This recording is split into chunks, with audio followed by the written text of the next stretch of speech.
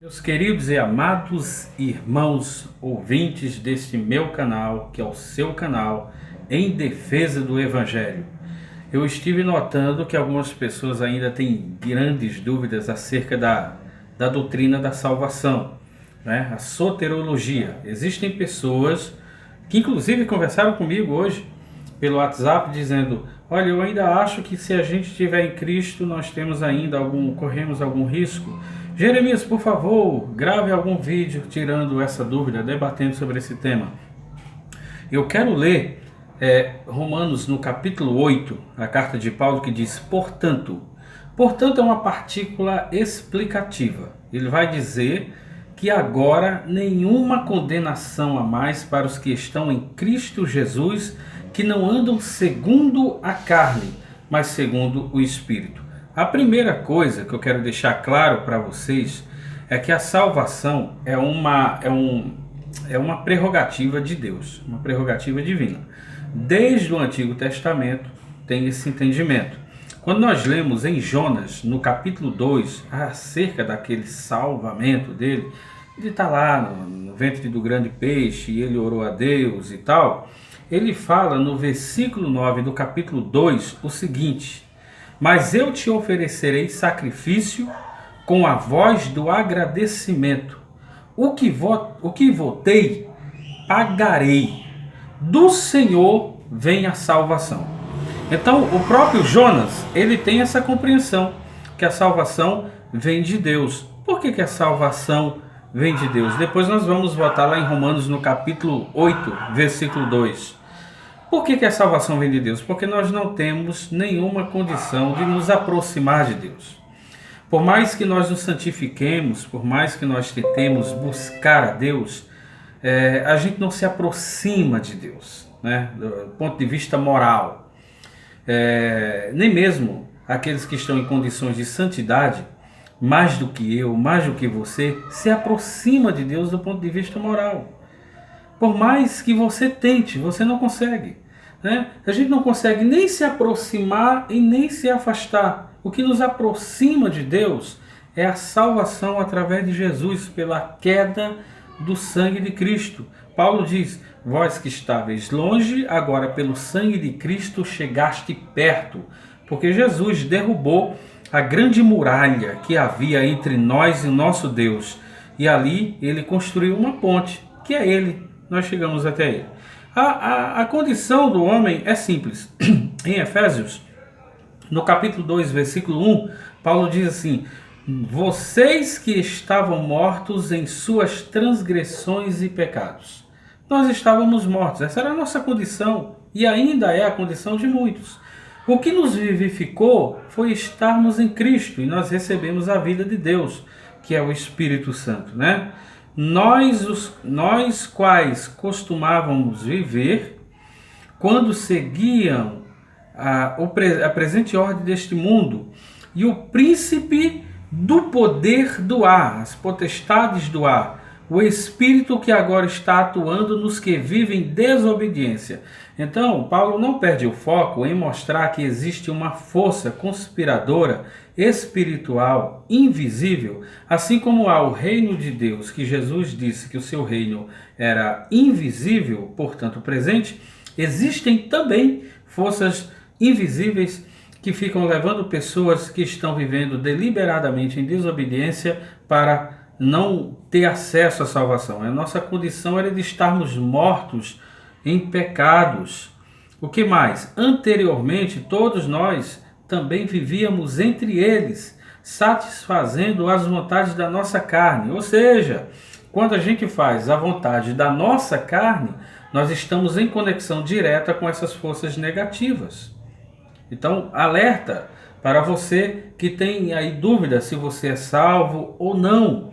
Não é? Vamos lá, continuar. Por isso que em Romanos, no capítulo 8, versículo 1, diz lá: portanto, agora quando? Depois que você aceitou a Jesus como Cristo, como Senhor, como Deus e como Rei na sua vida.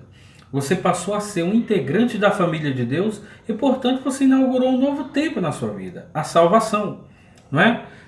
Aqui, anteriormente, todos nós também vivíamos entre eles. Entre quem? Entre as potestades, entre os espíritos que nos inclinava para esse tipo de desobediência, satisfazendo as vontades da nossa carne. O que Romanos 8 diz? Que não andam segundo a carne, mas segundo o Espírito. Andar segundo o Espírito é ter a perspectiva de Deus, a vida de Deus, a mente de Cristo, e as nossas obras têm que estar em conexão com Cristo, não é?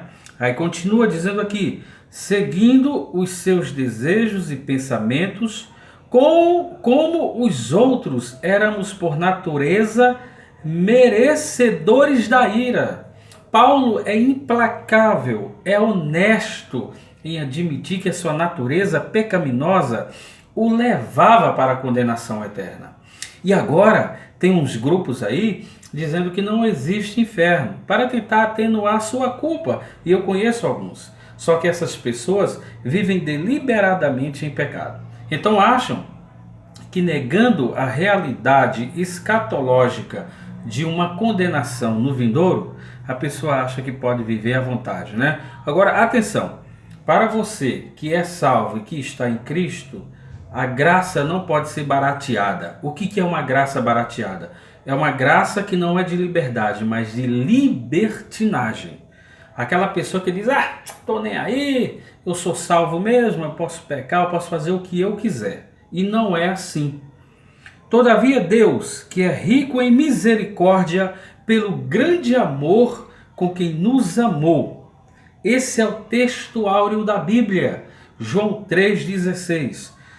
Deus amou o mundo de tal maneira que deu seu Filho unigênito para que todos aqueles que nele crer não pereça, mas tenha a vida eterna. Então é muito fácil sermos salvos.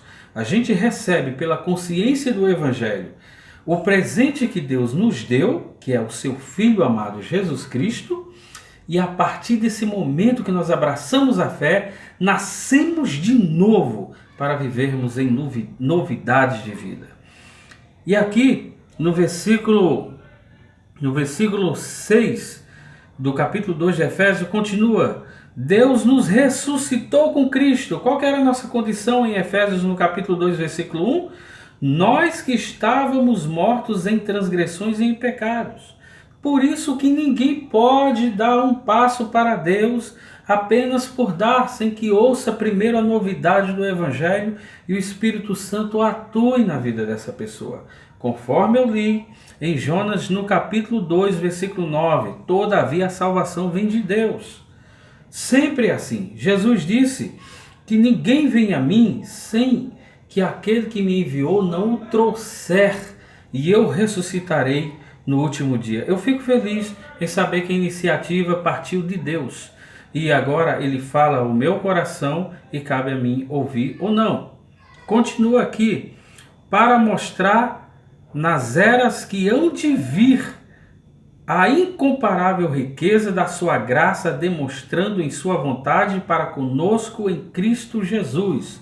Então Deus tem um tesouro que revelou para nós, que é o seu Filho amado, nosso Senhor Jesus Cristo, e este, através do seu sacrifício, alcançou a todos aqueles que lhe obedecem, que aceitou Jesus. Mas não precisa necessariamente você levantar sua mão e dizer eu aceito a Jesus. O que você tem que fazer de verdade é se render com o seu coração através da pregação do Evangelho.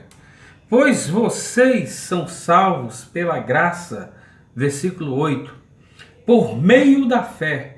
Isto não vem de vós, é dom de Deus, né? Pela graça sois salvos. O que é a graça?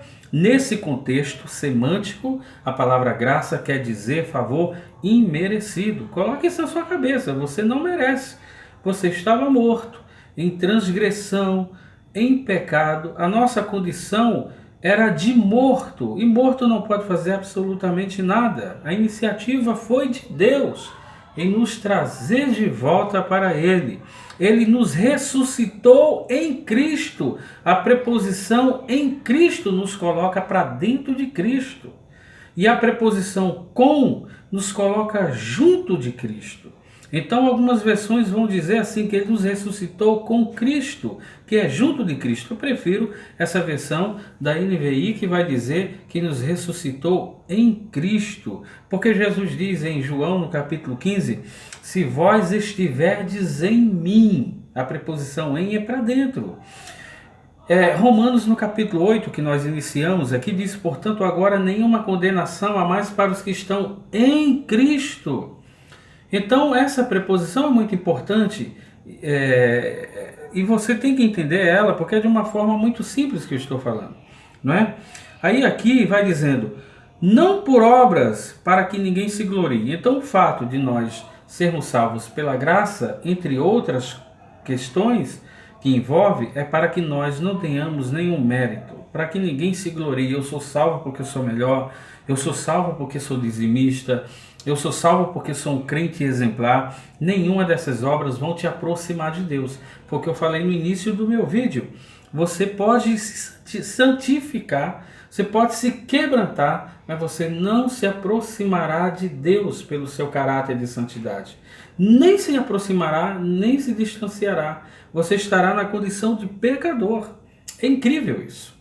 Para finalizar esse vídeo aqui, eu quero dizer para vocês que a predestinação fatalista, ela cai por terra a partir desse tipo de perspectiva que nós estamos vendo aqui na Bíblia. Porque a salvação é para aqueles que creem. E Paulo diz o seguinte, só para rebater esse negócio da predestinação fatalista, eu vou gravar um vídeo depois sobre esse tema. Paulo diz, não, porque eu tenho medo de estar correndo e perder o prêmio. Então ele ainda não estava salvo nessa questão de predestinação. Porque para você ser salvo de verdade e ter Jesus em sua vida, precisa de algumas coisas. Primeiro, de uma consciência, para que você viva em novidade de vida e que por mais que você se esforce, essa novidade de vida não possa ser traduzida, entendida como um mérito para você ser salvo. Então sempre vai depender daquele que enviou Jesus, não é? Porque a salvação vem de Deus. Deus salva quem quer, a hora que quer, do jeito que Ele quer. E aí a gente fica perplexo quando a gente percebe pessoas que... Como que Deus pode salvar essa pessoa? Como que Deus pode salvar essa prostituta, esse ladrão? Como que Deus, enfim, a graça de Deus triunfa sobre essas coisas e resgata e restaura o homem, não é?